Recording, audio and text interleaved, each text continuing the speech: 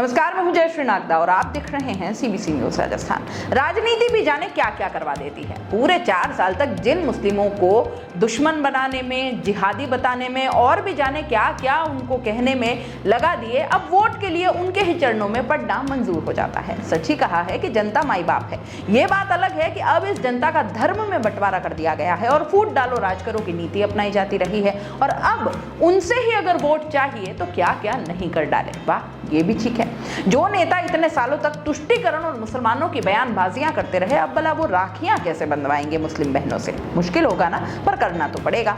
Order ऊपर से जो है फंस गए हैं नेताजी, करें तो क्या करें। राजस्थान में कांग्रेस ने जब जब भाजपा को हटाकर सत्ता हासिल की है तो सबसे बड़ी भूमिका मुस्लिम वोटरों की रही है और यही वजह है कि इस बार भाजपा ने इसके लिए खासी तैयारी की है। भाजपा ने अब मुस्लिम बहुल 40 विधानसभा सीटों पर फोकस करने का प्लान बनाया है। भाजपा दरगाह, ईदगाह और मुस्लिम कमेटियों से जुड़े लोगों का राष्ट्रीय स्तर पर बड़ा कार्यक्रम करने की तैयारी में है।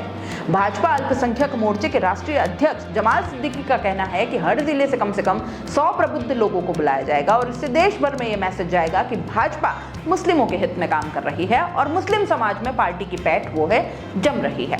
चुनाव से करीब 3 महीने पहले भाजपा ने मुस्लिम बहुल हर सीट पर 1,000 मुसलमान परिवारों को पार्टी से जोड़ने का काम शुरू कर दिया है और इनमें ज्यादातर केंद्र सरकार की लाभार्थी मुस्लिम महिलाएं, समाज के बुद्धिजीवी और धर्मगुरु शामिल हैं। पार्टी से जोड़कर इन 1,000 लोगों को खुद के परिवार और रिश्तेदारों के परिवारों से कम 10-10 वोट भाजपा को दिलवाने का लक्ष्य भी दिया जाएगा। इस तरह से भाजपा की कोशिश ये रहेगी कि हर हाल में हर सीट पर मुसलमानों के कम से कम 10-10 हजार वोट हासिल किए जाएं और इसके लिए आरएसएस के राष्ट्रीय मुस्लिम मंच को भी टास्क सौंपा गया है।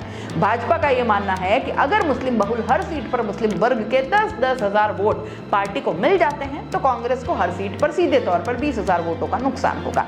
पिछले 3 चुनाव के ट्रेंड को अगर देखें तो 30% से ज्यादा मुस्लिम वोटर्स वाली इन 40 सीटों में से अधिकांश पर जीत हार का आंकड़ा 1,000 से 20,000 के बीच ही रहता आया है। इनमें भी 10,000 से कम अंतर वाली सीटों का आंकड़ा बढ़ा है। इन 40 सीटों में से 2008 के चुनाव में 27, 2013 में 14 और 2018 में 17 सीटों पर जीत का अंतर 10,000 से भी कम था।